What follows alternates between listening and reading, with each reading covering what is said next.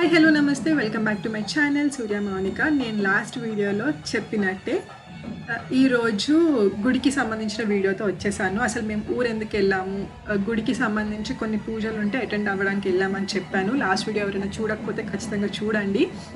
అక్కడ నేను మన village style foods, summer foods ఇలాంటివన్నీ పోస్ట్ చేశాను. You will definitely enjoy it if you are a food lover. So speciality ఏంటి అంటే ఇది వచ్చేసి శివాలయం. ఇది ఎక్కడ అంటే పోతుకూరు అనే గ్రామము, ఈస్ట్ గోదావరి డిస్ట్రిక్ట్లో. అది మా ఊరు అనమాట. సో ఈ గుడి కట్టి 100 years అయ్యింది. 100 years అయ్యింది అని అంటే స్పెషల్గా ఏదైనా చేయాలి కదా. అందుకే అక్కడ పూజారి వాళ్ళు అందరినీ అడిగితే కుంభాభిషేకం చేద్దామని చెప్పారంట. చాలా మంచిది ఊరికి అని చెప్పి. సో వెంటనే ఇంకేది ఆలోచించకుండా ఓకే అనుకున్నారు. సంక్రాంతి టైంలో ఓకే అనుకున్నారు. ఈ టైంలో ముహూర్తాలన్నీ పెట్టారు, ఏ రోజు ఏది చేయాలి అనేది. సో ఈ పూజ అండ్ హోమాలు అన్నీ, ఈ కుంభాభిషేకానికి సంబంధించిన పూజలు కానీ అన్నీ 1.5 day జరిగాయి. ఫర్ సపోజ్ ఈరోజు మార్నింగ్ 8-8:30కి పూజలు స్టార్ట్ అయ్యాయి అంటే నెక్స్ట్ డే ఈవినింగ్ 4 అయ్యింది అన్నీ కంప్లీట్ అయ్యేసరికి. సో చాలా బాగా ఒక 18 to 19 ఫ్యామిలీస్ కూర్చొని, వైఫ్ అండ్ హస్బెండ్ అనమాట, ఊర్లో వాళ్ళందరూ. సో ఎవరెవరైతే ఇంట్రెస్ట్ ఉన్న వాళ్ళందరూ కూర్చొని చేయించుకున్నారు. బట్ యూనో అప్రిషియేట్ చేయాల్సిన విషయము, చాలా చాలా బాగా జరిగాయి. పూజారులు కానీ బ్రాహ్మణులు కానీ అరౌండ్ ఒక 14 to 15 members జరిపించారు 2 రోజులు. సో ఇక్కడ చూస్తున్నారు కదా, చాలా చాలా మంచి సమ్మర్ టైంలో, బట్ ఎవ్వరూ కాంప్రమైజ్ అవ్వలేదు. సో అందరూ చెయ్యాలనుకున్నట్టు చేశారు అనమాట. ఎలా అయితే చేద్దాం, ఊరంతటికి మంచిది కాబట్టి ఎలా అయితే చేద్దాం అనుకున్నారో అలా చేశారు. చాలా చాలా బాగా అనిపించింది చూడడానికి. సో మమ్మీ డాడీ కూడా పూజలో కూర్చున్నారు కాబట్టి మేము ఊరు వెళ్ళాల్సి వచ్చింది. That is the main intention. So ఇక్కడ 1.5 day మొత్తం చూపించలేను కాబట్టి మధ్య మధ్యలో క్లిప్పింగ్స్ అన్నీ తీసి యాడ్ చేశాను. సో పొద్దున్న నుంచి మధ్యాహ్నం వరకు కపుల్స్, వైఫ్ అండ్ హస్బెండ్ ఇద్దరు కూర్చొని చేశారు. మధ్యాహ్నం నుంచి ఏంటంటే మగవాళ్ళని అందరినీ హోమంలో కూర్చోబెట్టారు, ఆడవాళ్ళందరినీ ఇక్కడ అమ్మవారి దగ్గర పూజ చేస్తున్నారు అనమాట. సో వీళ్ళందరికీ ఒక డ్రెస్ కోడ్ కూడా ముందే అనుకున్నారు.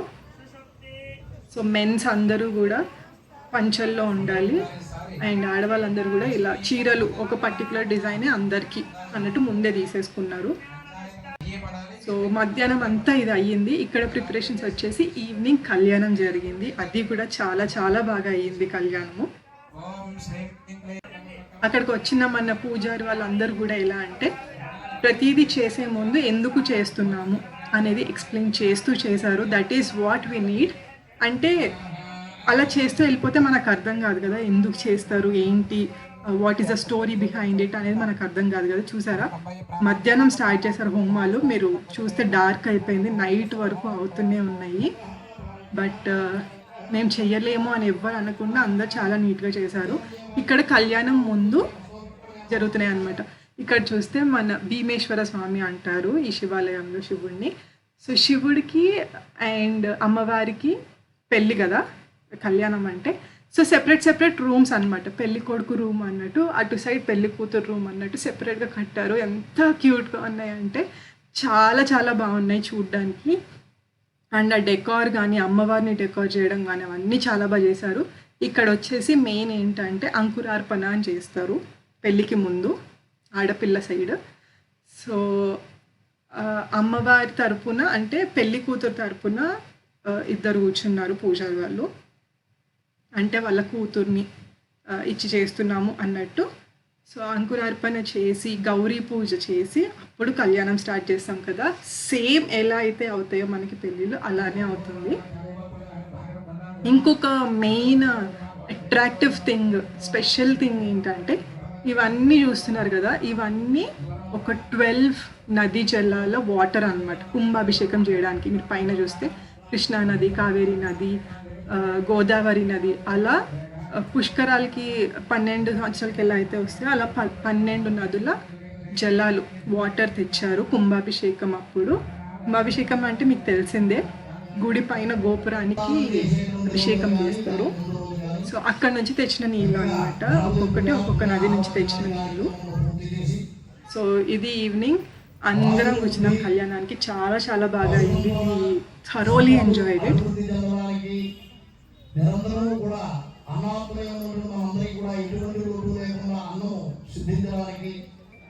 ఈ రకంగా చెప్పబడినటువంటి 7 రాత్రుల ముందు కానీ 5 రాత్రుల యందు కానీ 3 రాత్రుల యందు కానీ ఆయా రోజులందు కానీ అంకురారోపణ చేయమని శాస్త్ర సమ్మతం.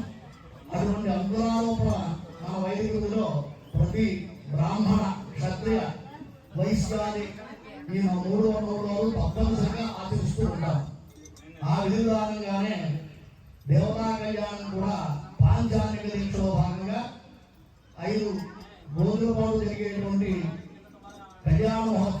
చూసారు కదా, అలా ప్రతిదీ ఎక్స్ప్లెయిన్ చేస్తూ చేశారు. మెయిన్లీ మన జనరేషన్ వాళ్ళకి ఏంటంటే ఏదైనా తెలియనివి ఉంటే ఇలా ఎక్స్ప్లెయిన్ చేస్తూ చేస్తే చాలా విషయాలు తెలుసుకుంటాము. కళ్యాణం కూడా అంతే ఇదిగా చేశారు అనమాట. అన్నీ ఒక్కటికి ఒకటి అసలు ఇది ఎందుకు చేస్తారు, ఇది ఎందుకు చేస్తారు, స్టెప్ బై స్టెప్ ఎక్స్ప్లెయిన్ చేస్తూ చేశారు అది కూడా. సో ఫస్ట్ ఊరేగింపు జరుగుతుంది. అయిపోయిన తర్వాత పెళ్లి కొడుకుని తీసుకొస్తారు స్వామివారిని, ఆ తర్వాత అమ్మవారిని పెళ్లి కూతుర్ని తీసుకొస్తారు. అన్ని రిచువల్స్ మన పెళ్ళిళ్ళలో ఎలా అయితే జరుగుతాయో అలాగే చాలా చాలా బాగా జరిగాయి.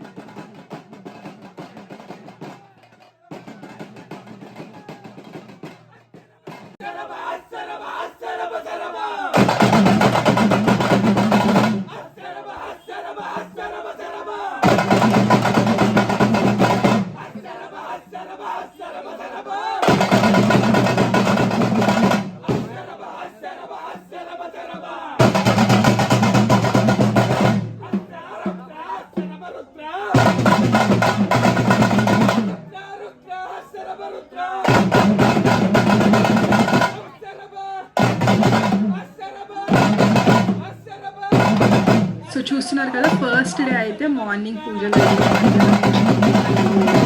సాయంత్రం అంటే నైట్ కళ్యాణం జరిగింది. నెక్స్ట్ డే అంతా కూడా పొద్దున్న అంతా ఏంటంటే మన కలశాలు కూడా కుంభాభిషేకం చేయడానికి ఓన్లీ ఆ 12 నదీ జలాలే కాకుండా చిన్న చిన్న చెంబుల్లో కూడా నీళ్లు పెట్టారు. అది తీసుకొని ఒకసారి ఊరేగింపుకి ఊరు అమ్మవారు ఉంటారు కదా, ఊర్లో ఉండే అమ్మవారి దగ్గర తీసుకెళ్ళి మళ్ళీ రిటర్న్ వచ్చి అన్ని అభిషేకాలు, ఒక 12 డిఫరెంట్ టైప్స్ ఆఫ్ అభిషేకాలు చేశారు. ఒకసారి రైస్తో, ఒకసారి పువ్వులతో, ఒకసారి పసుపు నీళ్ళతో అని. సో అలా 12 డిఫరెంట్ టైప్స్ ఆఫ్ అభిషేకాలు చేసి ఆ తర్వాత ఒక్కొక్కరితో నేను చెప్పాను కదా, చెంబులు కానీ జలాలు, వాటర్ చెంబుల్లో పోసినాయి అండ్ ఈ నది జలాలు ఏవైతే ఉన్నాయో అవి అన్ని గుడి చుట్టూ ప్రదక్షిణాలు చేయించి ఆ తర్వాత కుంభాభిషేకం స్టార్ట్ చేశారు.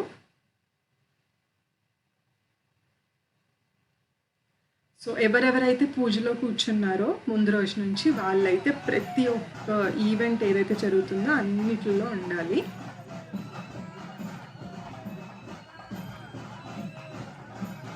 చూసారు కదా, పెళ్లి కొడుకు వచ్చేస్తున్నారు. అమ్మవారిని ఇంకా స్వామివారిని అలంకరించడం అయితే చాలా చాలా బాగుంది, చూడడానికి చాలా నీట్గా ఉంది.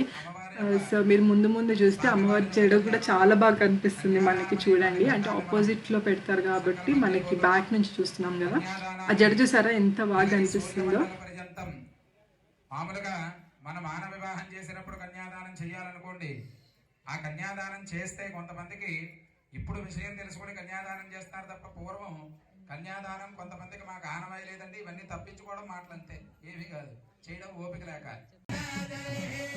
జీలకర్ర బెల్లం పెడుతున్నారు, ఆ తర్వాత తాళి కట్టడం ఉంటుంది, ఇంకా తలంబ్రాలు ఉంటాయి. సో నేనైతే మధ్య మధ్యలో చిన్న చిన్న స్నిప్పెట్స్ తీసినవి ఏవైతే ఉన్నాయో అవే యాడ్ చేశాను. మిగతా అదంతా డైరెక్ట్గా చూడడానికే ప్రిఫర్ చేశాను అనమాట.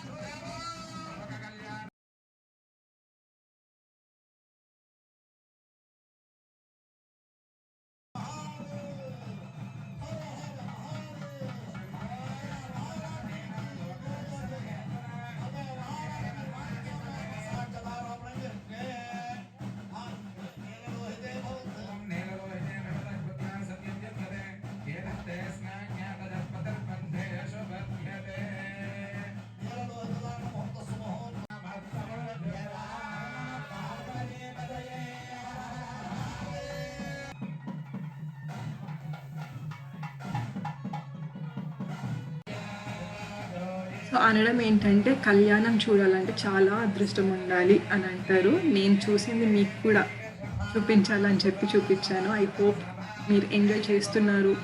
మీకు కూడా చూస్తుంటే ఒక మంచి పాజిటివ్ వైబ్ వస్తుందని అనుకుంటున్నాను.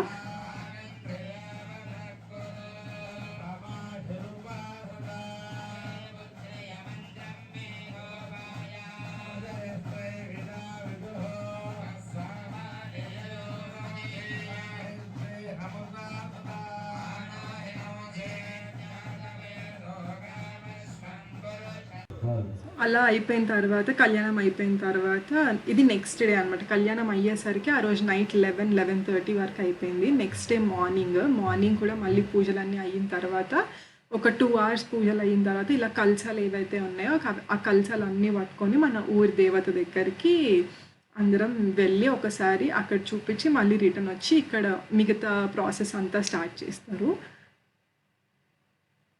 సో పూజ చేయించుకున్న వాళ్ళు ఎవరైతే ఉన్నారో అందరికీ ఈ పెద్ద కలశాలు నేను ఫస్ట్లో చూపించాను కదా, అవి ఇచ్చారనమాట. సో మిగతా వాళ్ళు గుడిలో అందరూ చూడడానికి వస్తారు కదా, వాళ్ళకు కూడా కుంభాభిషేకంలో they should be a part of it అన్నట్టు చిన్న చిన్న కలశాలు వేరేవి పెట్టారు అక్కడ, వాళ్ళు కూడా తీసుకెళ్ళడానికి. సో అమ్మవారిని ఇంకా స్వామివారిని కూడా ఊరేగింపులాగా తీసుకెళ్తున్నారు.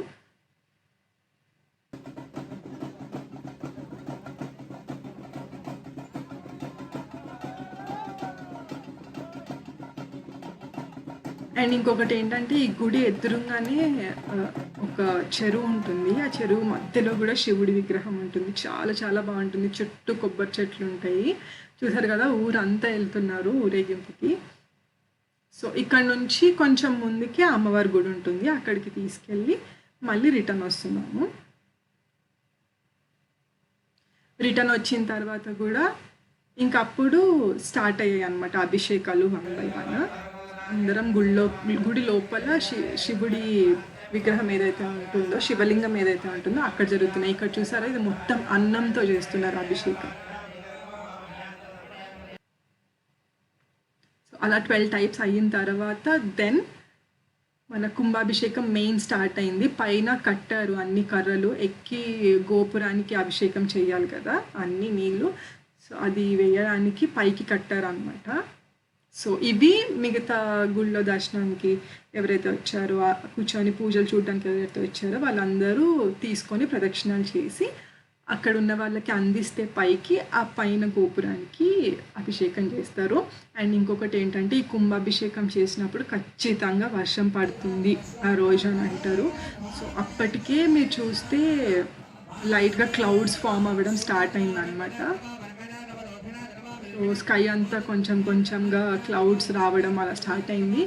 ఆ రోజు నైట్ చాలా గట్టిగా వర్షం పడింది. ఒక 1-2 hours చాలా పెద్ద వర్షమే పడింది ఆ రోజు నైట్.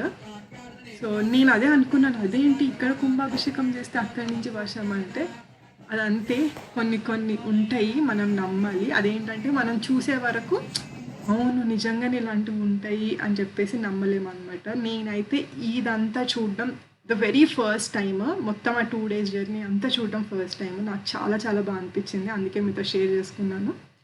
అలా అయితే మా ఊరి కుంభాభిషేకం సంబరాలు అంబరాన్ని అంటాయి. మీకు నచ్చిందని అనుకుంటున్నాను. If you like the video, please like, share and subscribe to my channel Surya Mounika.